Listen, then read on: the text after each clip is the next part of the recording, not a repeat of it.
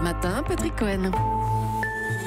À la une ce matin, Nicolas Sarkozy de retour en garde à vue ce matin après avoir été autorisé par les policiers à rentrer dormir chez lui hier soir. Tous les détails avec Alain Acco dans un instant. Peu de trains demain, 40% seulement de TGV, la moitié des TER, 25% des intercités en circulation. Projet de loi contre les violences sexuelles en Conseil des ministres avec le délit d'outrage sexiste, le harcèlement de rue, mesure jugée inapplicable par les policiers. À 8h15, la secrétaire d'État à l'égalité femmes-hommes, Marlène Schiappa, sera l'invitée d'Europe Matin. Facebook dans la tourmente pour avoir permis à une entreprise de marketing au service de Trump de collecter les données personnelles de 50 millions d'utilisateurs. Son patron Mark Zuckerberg est sommé de s'expliquer à Washington, à Londres et à Bruxelles. Et dans le journal, on va se demander ce qu'il advient de nos données médicales. Où sont-elles stockées? Qui peut les consulter? Enquête du 8h sur le Big Data de la santé avec Ève Roger. À suivre également l'héritage de Johnny avec Mamie Rock qui explique qu'elle n'a fait qu'obéir à Laetitia. Et Zidane ce soir à Limoges pour un match de gala, c'est là qu'il a fait ses classes d'entraîneur. Et Ségolène Royal, 11 ans après, refait le match qu'il a vu perdre au second tour face à Nicolas Sarkozy. La finaliste de la présidentielle de 2007 s'est réjouie hier soir dans un message Twitter.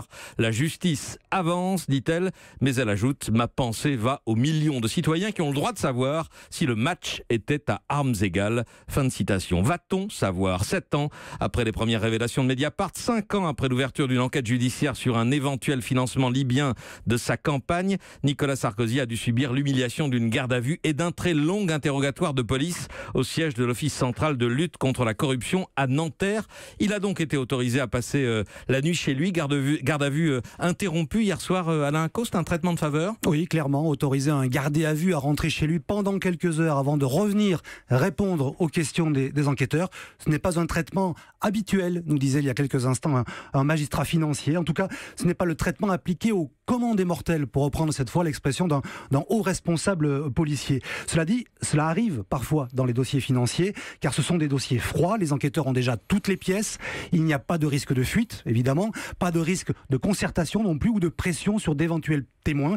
Cela arrive, mais seulement, en général, pour les personnes âgées ou fragiles, qui ont des problèmes de santé, ce qui ne semble pas être le cas de Nicolas Sarkozy. Indiscutablement, les policiers et les juges d'instruction ont pris en compte son statut d'ancien président de la République. Nicolas Sarkozy a quand même passé 18 heures hier à Nanterre et ça recommence ce matin. Il est de nouveau interrogé par les policiers. Ils ont tant de questions que ça à lui poser? Oui, parce que c'est un dossier tentaculaire, 5 ans d'instruction, des dizaines de témoignages à charge et de documents à lui présenter, des questions longues, des réponses aussi qui sont très certainement très longues. Il est arrivé il y a 20 minutes au siège de la PJ. La garde à vue a repris à 8 heures et à l'issue de cette garde à vue, il sera peut-être présenté à un juge pour être mis en examen. Alain Acco, merci. Une drague très lourde qui tourne au harcèlement, des sifflements, des avances, des commentaires sexuels. Tout cela, une majorité de femmes dit l'avoir subi un jour ou l'autre. C'est l'outrage sexiste que la future loi présentée ce matin en Conseil des ministres veut sanctionner par une amende. Mais Guillaume Biel, les policiers se demandent comment ils vont pouvoir sévir. Les syndicats de police sont unanimes. Verbaliser les outrages sexistes sera très compliqué. Comment caractériser cette infraction, se demande déjà Benoît Barret,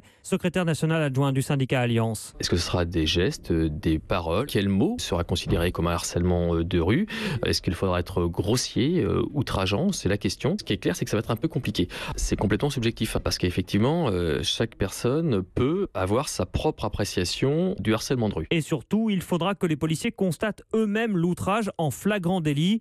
C'est quasi impossible selon Yves Lefebvre, secrétaire général d'unité SGP Police. C'est inapplicable. Pourquoi? Parce qu'on n'a pas les moyens. Donc sauf à dire qu'on décide d'affecter des policiers dédiés à ça. Quand une patrouille de police va voir une jolie fille ou une belle femme passer, il faudra que mes collègues suivent la personne, je dirais quasiment H24, jusqu'à ce qu'on puisse à un moment donné tomber sur le flagrant délit d'outrage à connotation sexuelle ou sexiste. Donc c'est du grand n'importe quoi, même si l'intention est bien évidemment louable, l'application sur le terrain est complètement irréalisable. Les syndicats de police regrettent surtout de ne pas avoir été consultés avant la création de cette infraction. Guillaume Biel, la loi prévoyait également la création d'une présomption de viol en cas de relation sexuelle entre un adulte et un mineur ou une mineure de moins de 15 ans, mais le gouvernement aurait renoncé face aux critiques du Conseil d'État.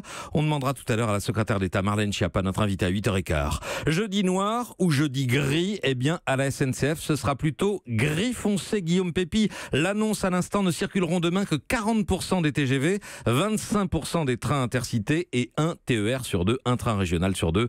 À la RATP, les transports parisiens, la direction prévoit un trafic quasi normal. Et dans l'éducation, un quart des professeurs des écoles se sont déclarés grévistes pour demain. Europe 1, 8h05. Réseau mondial, scandale planétaire pour Facebook. Scandale qui ramène encore à Donald Trump, puisque le patron de l'entreprise anglaise de marketing politique qui a collecté les données personnelles de 50 millions d'utilisateurs s'est vanté d'avoir œuvré pour Donald Trump et sa campagne de 2016. Alexander Nix, c'est son nom, interrogé, piégé en caméra cachée pour la chaîne Channel 4. Avez-vous rencontré M. Trump ? Oui, plusieurs fois. On a fait des recherches, collecté les données, trouvé des gens à cibler. On a piloté toute la campagne numérique et télévisée. Et les données que nous avons collectées ont permis de décider de toute la stratégie. Alexander Nix, le patron de cette société de marketing Cambridge Analytica, suspendu depuis. Mais le grand accusé dans ce dossier, Daniel Fortin, c'est Facebook et son patron Mark Zuckerberg, sommé maintenant de s'expliquer par les autorités américaines et européennes. Oui, il est convoqué devant le Congrès américain, devant le Parlement européen, à Westminster, devant les élus britanniques, et les accusations sont graves, celles notamment d'avoir sciemment laissé violer les droits à la confidentialité que Facebook garantit aux internautes. Alors, rappelons les faits, le réseau social n'a pas vendu ces données, mais il a permis à la société Cambridge Analytica de les utiliser, ce qu'elle a fait pour favoriser donc la campagne électorale de Donald Trump. 50 millions d'utilisateurs sont concernés, ils n'ont pas été prévenus et la question est de savoir si Facebook, oui ou non, a laissé faire. Mais que risque aujourd'hui Mark Zuckerberg ? Alors s'il ne s'explique pas, s'il ne revoit pas surtout ses méthodes, c'est la survie même de son groupe qui est en jeu. Il a déjà perdu près de 40 milliards de dollars en bourse depuis le début de l'affaire et il est touché au cœur même de son métier qui est d'exploiter les données en toute sécurité. Or aujourd'hui, c'est la suspicion qui domine. Les régulateurs américains, mais aussi européens, vont maintenant enquêter sur les pratiques réelles de Facebook. Il risque à terme de durcir les réglementations, ce qui risque aussi de déstabiliser le groupe. Daniel Fortin des Échos, merci. Et que dire de nos données de santé ? Elles ne circulent pas sur Internet, elles sont sur des serveurs informatiques, mais c'est le même risque de piratage. On parle de nos radios, scanners, prises de sang, ordonnances, informations qui peuvent aujourd'hui être consultées par d'autres que notre médecin personnel. Dans quel but ? C'est l'enquête du 8h. Bonjour Ève Roger. Bonjour. Alors Ève, où sont stockées ces informations qui concernent notre santé ? Eh bien, vous l'avez dit, sur des serveurs géants dans les grands hôpitaux et puis surtout au siège de l'assurance maladie. Une base unique au monde depuis les années 90.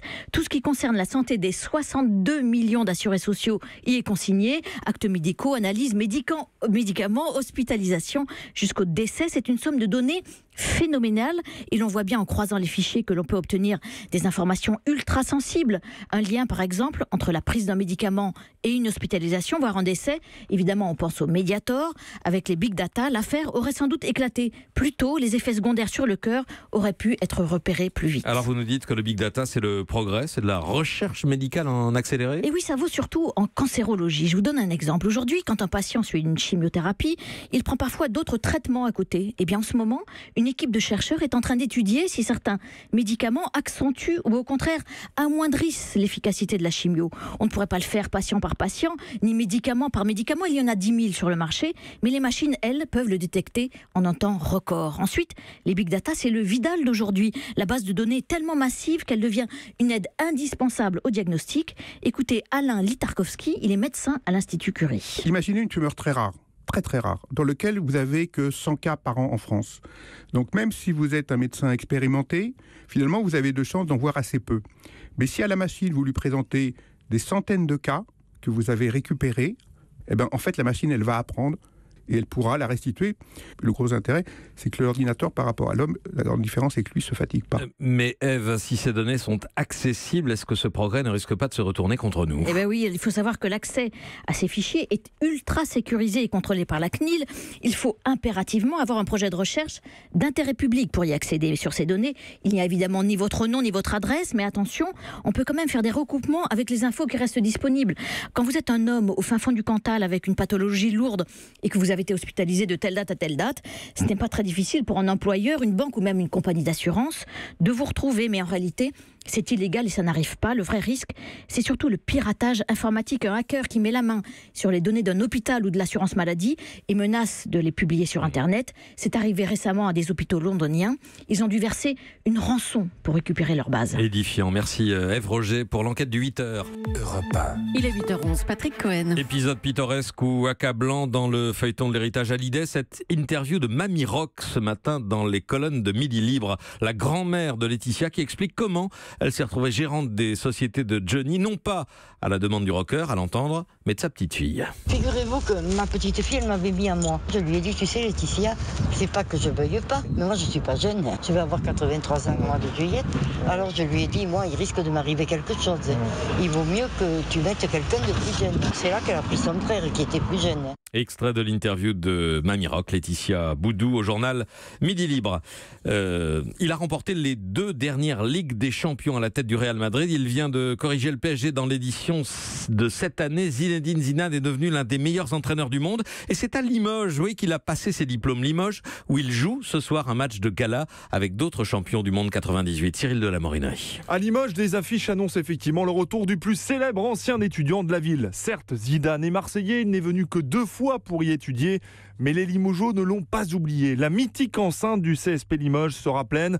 Plus de 5500 personnes vont s'enflammer au rythme des passements de jambes de Zinedine Zidane. Diplômé en 2013 en management, l'entraîneur du Real Madrid a laissé un excellent souvenir au Centre de droit et d'économie du sport. Un étudiant modèle, souligne son formateur Gérard Couder. Dans un groupe, Zinedine, c'est quelqu'un d'extraordinaire. C'est une personne qui est posée, qui est réfléchie. Il a des qualités d'écoute et de discrétion. Et comme il a ses vertus de leader, eh bien, il réussit là où beaucoup d'autres auraient sans doute eu quelques difficultés. Épreuve de son attachement à la ville, c'est à ses frais qu'il se rendra ce soir à la manifestation en avion privé. Il retrouvera le temps d'un match de futsal d'anciens diplômés comme Laurent Blanc et Mickaël Landreau. Cyril de la Morinerie. Europe 1.